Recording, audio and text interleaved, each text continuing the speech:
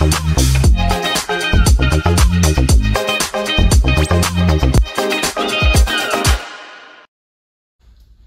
right, we got one more flossing band technique for you. We're gonna work on Ashley's thigh here, particularly on the quad, but we could focus on the hamstring depending on where we put the tension. I do use a little bit of a wider band for this. It's a little hard to get that tension, but for a big muscle like the thigh area, it works really well. So we're gonna have Ashley lay down on her back here.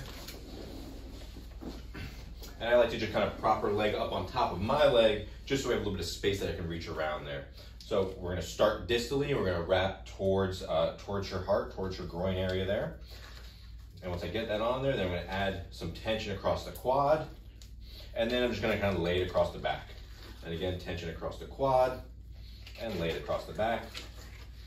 Like I said, it is a little harder to get consistency with this tension with that wider band, but it works really well for this area.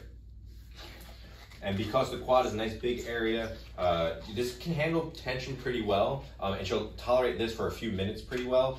There's so much vascularization that we don't worry about the compression as much as we would in like the armpit or the wrist or something like that. So from there, we're just gonna have her do a quad sit. She's just gonna squeeze that knee and press it down. Obviously, we only work on the lower half of the quad here. For a big area like this, we might need to do it again on the upper half of the quad.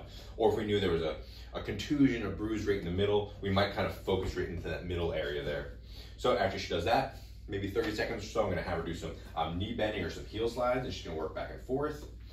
And it's gonna be tight at first, but it's gonna start to loosen up as she does it. So we're gonna do that, right? So between the quad sets and the knee bending, about a minute of non-weighted exercise. We're gonna have her sit up, and she can do some kicking over the edge, right? So this would all be towards that minute of non-weighted exercise. And once we get done with that, we're gonna go into some weighted exercise. So then we're gonna have her do some air squats, some lunges, depending on what her activity is, some certain motions that she's challenging that quad into what she's trying to work towards. So this is a great way to get that loosened up. We do about another minute there. And remember, once it starts feeling like it's compressive, once it feels like it is sketchy, it is sketchy. That's kind of the rule there. Then we'll pop it off, and she'll get that blood flow back, and she'll feel really good, and that quad will be nice and loose.